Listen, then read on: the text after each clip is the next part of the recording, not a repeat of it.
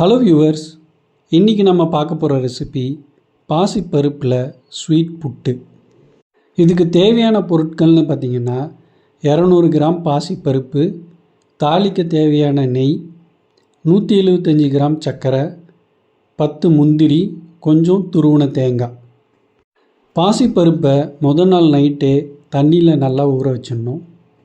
அடுத்த நாள் காலையில் நல்லா ஊறின பாசிப்பருப்பை இட்லி மாவு பதத்துக்கு அரைச்சி எடுத்துக்கணும்.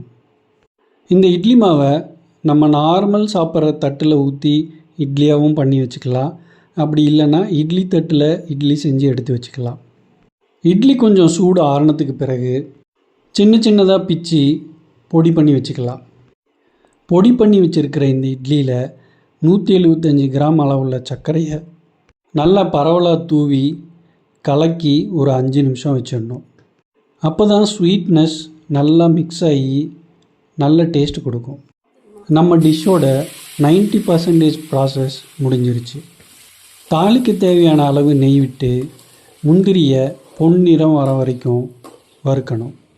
இதுலேயே பொடி பண்ணி வச்சுருக்கிற அந்த இட்லியை போட்டு நல்லா கிளறிட்டோம் அப்படின்னா நம்மளோட டிஷ் ரெடி. 10 to 15 மினிட்ஸ்லேயே ஹெல்த்தியான டிஃபன் ரெடி.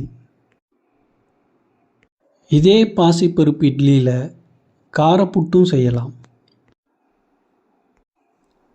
காரப்புட்டு, ஸ்வீட் புட்டு ரெண்டும் ஒரு நல்ல காம்பினேஷனாக இருக்கும். தேங்க்ஸ் ஃபார் வாட்சிங். Have a great day. Hello viewers.